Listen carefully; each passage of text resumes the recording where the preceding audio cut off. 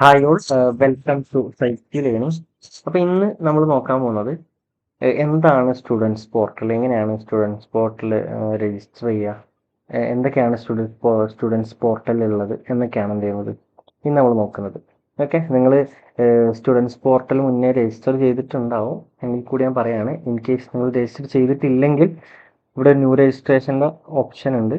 നിങ്ങൾ എന്ത് ചെയ്യുക, ന്യൂ രജിസ്ട്രേഷൻ എന്ത് ചെയ്യുക. അതായത് ഇവിടെ നിങ്ങളെ പ്രോഗ്രാം കോഡ് കൊടുക്കുക, പിന്നെ നിങ്ങളെ ID കാർഡിൽ എന്താണോ പേരുള്ളത് ആ പേര് കൊടുക്കുക. ഇവിടെ എന്താണോ എൻറോൾമെൻറ്റ് നമ്പർ ഉള്ളത് എൻറോൾമെൻറ്റ് നമ്പർ കൊടുക്കുക. സബ്മിറ്റ് ചെയ്താൽ എന്ത് ചെയ്യും, നിങ്ങൾക്ക് സ്റ്റുഡൻസ് രജിസ്ട്രേഷൻ ഫോം രജിസ്റ്റർ ആവുന്നതാണ്. ഓക്കെ, അപ്പോൾ ഇതാണ് സ്റ്റുഡൻസ് പോർട്ടലിൻ്റെ ഒരു ഇൻ്റർഫേസ് വരുന്നത്. ഇതെങ്ങനെ കിട്ടാന്ന് വെച്ചാൽ സിമ്പിളാണ്. നിങ്ങൾ ജസ്റ്റ് ഇഗ്നോ സ്റ്റുഡൻസ് പോർട്ടലിൽ ഇങ്ങനെ അടിച്ചാൽ മതി. ഇവിടെ ഫസ്റ്റ് തന്നെ എന്ത് ചെയ്യും, സമർത്ഥിക്കണോ എന്ന് പറഞ്ഞിട്ടൊരു സൈറ്റ് വരും. ഓക്കെ, ഇത്രേ ഉള്ളൂ, സിമ്പിളാണ്. ഇതിൽ നിങ്ങൾ എന്താ ചെയ്യേണ്ടതെന്ന് പറഞ്ഞാൽ, ഇതിൽ നിങ്ങളെ എൻറോൾമെൻറ്റ് നമ്പർ കൊടുക്കാം, നിങ്ങൾ ആദ്യം ചെയ്തു വെച്ച പാസ്വേഡ് ഉണ്ടാവും, പാസ്വേഡ് കൊടുക്കാൻ, പിന്നെ അതുപോലെ തന്നെ ഈ ക്യാപ്ച ഫില്ല് ചെയ്യാൻ.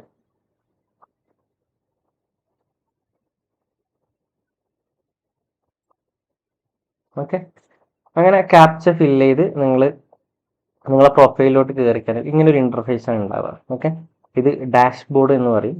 സ്റ്റുഡൻസ് പോർട്ടലിൻ്റെ ഡാഷ്ബോർഡാണ്. പ്രധാനപ്പെട്ട അറിയിപ്പുകളൊക്കെ ഉണ്ടെങ്കിൽ എന്ത് ചെയ്യും, ഇവിടെ ഇങ്ങനെ അറിയിക്കുന്നതാണ്. അതായത് എന്താണ്, create or link your academic bank of credit, ABC account link ചെയ്യാം അല്ലെങ്കിൽ ക്രിയേറ്റ് ചെയ്യാം. അതിനെക്കുറിച്ചുള്ള ഒരു വീഡിയോ ചെയ്തിട്ടുണ്ട്, നിങ്ങൾ ജസ്റ്റ് ഒന്ന് ചെക്ക് ചെയ്യാം. എങ്ങനെയാണ് ABC അക്കൗണ്ട് ഉണ്ടാക്കുക, അതിൻ്റെ യൂസേജസ് എന്തൊക്കെയാണ് എന്നൊക്കെ പറഞ്ഞിട്ടൊരു വീഡിയോ ചെയ്തിട്ടുണ്ട്, നിങ്ങൾ ജസ്റ്റ് ഒന്ന് ചെക്ക് ചെയ്യാം. പിന്നെ അതുപോലെ തന്നെ പ്രോഗ്രാം റീ രജിസ്ട്രേഷൻ, അതായത് നമ്മൾ സെക്കൻഡ് ഇയറിലേക്കോ തേർഡ് ഇയറിലേക്കോ രജിസ്ട്രേഷൻ്റെ സമയമായാൽ ഇങ്ങനെ ഒരു പോർട്ടൽ ഒരു ലിങ്ക് കൂടി ഇവിടെ കാണാം. ഇതിൽ കയറിയിട്ടാണ് എന്ത് ചെയ്യേണ്ടത്, നമ്മൾ റീ രജിസ്ട്രേഷൻ കംപ്ലീറ്റ് ചെയ്യേണ്ടത്. ഓക്കെ, പിന്നെ അതുപോലെ തന്നെ for exam admit card click ചെയ്യുക. അതായത് നിങ്ങൾ എക്സാമിന് രജിസ്റ്റർ ചെയ്തിട്ടുണ്ട്, എക്സാമിൻ്റെ സമയമായാൽ അല്ലെങ്കിൽ അഡ്മിറ്റ് കാർഡ് ഔട്ടായാൽ എന്ത് ചെയ്യും, ഇതിൽ അഡ്മിറ്റ് കാർഡ് ഉണ്ടാവും. നിങ്ങൾ ജസ്റ്റ് ഒന്ന് ക്ലിക്ക് ചെയ്താൽ തന്നെ എന്ത് ചെയ്യും, അഡ്മിറ്റ് കാർഡ് ഡൗൺലോഡ് ചെയ്യാനുള്ള ഓപ്ഷൻ ഉണ്ടാവും. ഓക്കെ, ഇതൊക്കെയാണ് എന്ത് ചെയ്യുന്നത്, ഒരു ഡാഷ്ബോർഡിൽ ഉണ്ടാവുക. പിന്നെ അതുപോലെ തന്നെ നമ്മളെ കോഴ്സ് എന്താണ്, BA-PCH ആണ്, സൈക്കോളജി ബാച്ചിലേഴ്സ്. അപ്പോൾ നമ്മളെ ഡീറ്റെയിൽസ് ഒക്കെ എന്ത് ചെയ്യും, ഇവിടെ കൊടുക്കുക. അതൊക്കെ പേപ്പേഴ്സാണ്.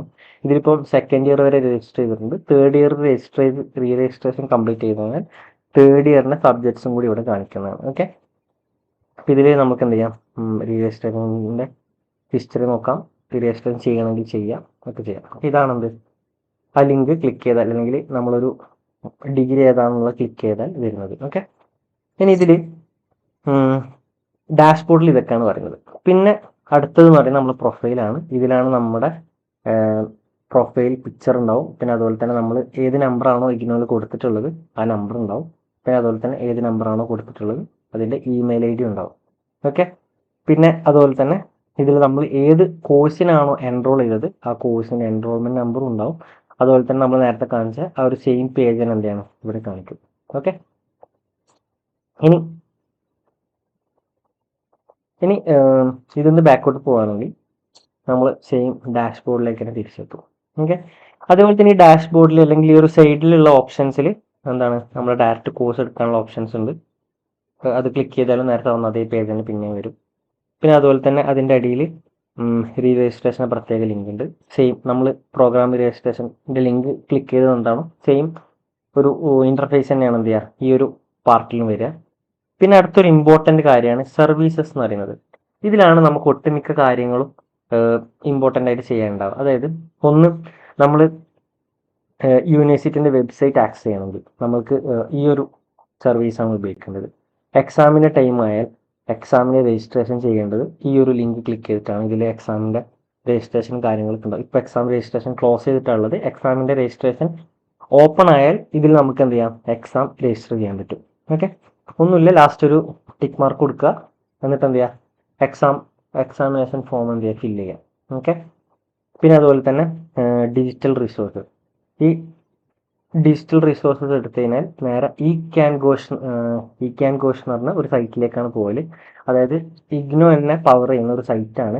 നമുക്ക് ആവശ്യമുള്ള എല്ലാ സ്റ്റഡി മെറ്റീരിയൽസും ആ ഒരു സൈറ്റിൽ അവൈലബിൾ ആയിരിക്കും. യൂണിറ്റ് വൈസ് അല്ലെങ്കിൽ ബ്ലോക്ക് വൈസ് എന്തായിരിക്കും, ആ ഈ ക്യാൻ ഘോഷ് എന്ന് പറയുന്ന വെബ്സൈറ്റിൽ അവൈലബിൾ ആയിരിക്കും. ഇനി അങ്ങനെ അല്ലെങ്കിൽ ഒരുപാട് മറ്റ് വെബ്സൈറ്റുകളും ഉണ്ട് നമുക്ക് റിസോഴ്സസ് അല്ലെങ്കിൽ നമ്മളെ സ്റ്റഡി മെറ്റീരിയൽ ഒക്കെ ആക്സസ് ചെയ്യാൻ പറ്റുക. ഓക്കെ. പിന്നെ ഇതിൽ ഇമ്പോർട്ടൻ്റ് ആയി വരുന്നതെന്ന് പറഞ്ഞാൽ അസൈൻമെന്റ്സിൻ്റെ ഒരു പാർട്ടാണ്. നമുക്ക് ആവശ്യമുള്ള അസൈൻമെന്റ്സ് ഒക്കെ എന്ത് ചെയ്യണം, നമ്മൾ ഈ ഒരു ഏരിയയിൽ പോയിട്ടാണ് എന്ത് ചെയ്യുക, ഡൗൺലോഡ് ചെയ്യുക. നമ്മളെ കോഴ്സ് ഏതാണെന്ന് നോക്കുക, പേപ്പേഴ്സ് ഏതൊക്കെയാണെന്ന് നോക്കുക. അപ്പോൾ അതിൻ്റെ ഡീറ്റെയിൽസും കാര്യങ്ങളൊക്കെ ഉണ്ടാവും. അതിൽ നിന്ന് എന്ത് ചെയ്യണം, ഡൗൺലോഡ് ചെയ്യാണ് വേണ്ടത്. ഓക്കെ. ഇപ്പോൾ ഇതിൽ എന്താണ് BBA 2024 പേപ്പർ വന്നിട്ടുണ്ട്. അങ്ങനെ എല്ലാ ഒട്ടുമിക്ക സാധനത്തിൻ്റെ എന്ത് ചെയ്യും, അപ്ഡേറ്റ് ചെയ്തുകൊണ്ടിരിക്കും. എന്ന് പറഞ്ഞാൽ നമ്മളെ എക്സാം സബ്മിറ്റ് ചെയ്യാൻ, അല്ലെങ്കിൽ മീൻസ് അസൈൻമെന്റ് സബ്മിറ്റ് ചെയ്യാനായാൽ ഏകദേശം എന്ത് ചെയ്യും, അസൈൻമെന്റ് പേപ്പേഴ്സ് ഒക്കെ വരും. ഇപ്പം ഇതാണ് എന്താണ് നമ്മുടെ CBCS പ്രോഗ്രാംസ് ആണ്. CBCS പ്രോഗ്രാംസ് എന്ന് പറഞ്ഞാൽ ചോയ്സ് ബേസ്ഡ് ക്രെഡിറ്റ് സിസ്റ്റം. അങ്ങനെ ഒരു ഓപ്ഷൻ എന്ന് പറഞ്ഞാൽ നമ്മൾക്ക് ഇഷ്ടമുള്ള എലക്റ്റീവ്സ് ഒക്കെ എന്ത് ചെയ്യുക, സെലക്ട് ചെയ്യാനുള്ള ഒരു ഓപ്ഷനാണ് അത്. ഇപ്പം ഇതിൽ നമ്മൾ ആവശ്യമുള്ള പേപ്പേഴ്സ് ഉണ്ടാവും, അതിൻ്റെ അസൈൻമെന്റ്സിൻ്റെ ക്വസ്റ്റ്യൻ പേപ്പറൊക്കെ ഇതിൽ അവൈലബിൾ ആയിരിക്കും. ഓക്കെ. ഇങ്ങനെയാണ് അസൈൻമെന്റ്സ് എന്ത് ചെയ്യുക, സ്റ്റുഡൻസ് പോർട്ടൽ വഴി നമുക്ക് ആക്സസ് ചെയ്യാം. പിന്നെ അതുപോലെ തന്നെ നമുക്ക് പ്രീവിയസ് ഇയർ ക്വസ്റ്റ്യൻ പേപ്പർ ആണെങ്കിൽ എന്ത് ചെയ്യുക, ഇവിടെ ക്ലിക്ക് ചെയ്യുക, ഏത് ഇയറിലെ ക്വസ്റ്റ്യൻ പേപ്പറാണ് വേണ്ടത് അതൊക്കെ എന്ത് ചെയ്യണം, ഇവിടെ ഇങ്ങനെ കൊടുത്തിട്ടുണ്ട്. അതല്ലാതെ തന്നെ previous year question paper access ചെയ്യണമെങ്കിൽ എക്സ്റ്റേണൽ ഒരുപാട് സൈറ്റ് ഉണ്ട്. ആ സൈറ്റിൽ പോയാൽ നമ്മൾ ജസ്റ്റ് പ്രോഗ്രാം കോഡ് അടിച്ചു കഴിഞ്ഞാൽ തന്നെ എന്ത് ചെയ്യും, നമ്മളെ ഇതൊക്കെ എന്ത് ചെയ്യും, കാണിക്കും. ലൈക്ക് ഏതാണോ ഇയറിലെ ക്വസ്റ്റ്യൻ പേപ്പർ ഉണ്ടത് ആ ക്വസ്റ്റ്യൻ പേപ്പർ എന്ത് ചെയ്യും, കാണിക്കുന്നതാണ്. പിന്നെ ഇതിലുള്ള ഒരു പ്രധാനപ്പെട്ട രണ്ട് കാര്യമാണ്. ഒന്ന്, എക്സാമിനേഷൻ ഹാൾ ടിക്കറ്റ്. ഇവിടെ നമുക്ക് എന്ത് ചെയ്യാം, എൻറോൾമെൻറ്റ് നമ്പറും പ്രോഗ്രാമും അടിച്ചു കഴിഞ്ഞാൽ നമുക്ക് ഹാൾ ടിക്കറ്റ് ഡൗൺലോഡ് ചെയ്യാം. ഓക്കെ. പിന്നെ അതുപോലെ തന്നെ ID കാർഡ് എല്ലാ ആൾക്കാരും പ്രത്യേകം ശ്രദ്ധിക്കേണ്ടതാണ്. ID കാർഡ് ഇതിലാണ് ഉണ്ടാവാറ്. നിങ്ങൾ ഇതിനു വേണ്ടി എന്ത് റിലേറ്റഡ് കാര്യങ്ങൾ ചെയ്യാൻ പോവുകയാണെങ്കിലും നിങ്ങൾ ID കാർഡ് കൊണ്ടുപോകൽ നിർബന്ധമാണ്. ഇൻ കേസ് നിങ്ങൾ ഫിസിക്കൽ ID കാർഡ് അല്ലെങ്കിൽ ലൈക്ക് കാർഡ് ടൈപ്പുള്ള ID കാർഡ് എടുത്തിട്ടില്ലെങ്കിൽ നിങ്ങൾ ഇതിൽ നിന്ന് ഡൗൺലോഡ് ചെയ്തിട്ടാണ് എന്ത് ചെയ്യേണ്ടത്, നിങ്ങൾ ഡൗൺലോഡ് ചെയ്തിട്ടാണ് എന്ത് സബ്മിറ്റ് ചെയ്യേണ്ടത്. ഓക്കെ. ഇതിൽ നിങ്ങൾ എൻറോൾമെന്റ് നമ്പർ അടിച്ചാൽ ഈ ഒരു ഫയൽ ഓപ്പൺ ആവുന്നതാണ്. ഓക്കെ. ഇത്തരം കാര്യങ്ങളാണ് എന്ത് ചെയ്യുന്നത് ഈ സർവീസസ് എന്നുള്ള ഏരിയയിൽ. പിന്നെ ഇതിൽ നേരത്തെ കാണിച്ചത് തന്നെ ABC അക്കൗണ്ടിൽ ലിങ്ക് ചെയ്യാനുണ്ട്. പിന്നെ അതുപോലെ തന്നെ ബാക്കിയൊന്നും അത്ര ആവശ്യമില്ലാത്ത കാര്യങ്ങളാണ് ഇതിലുള്ളത്. ഓക്കെ.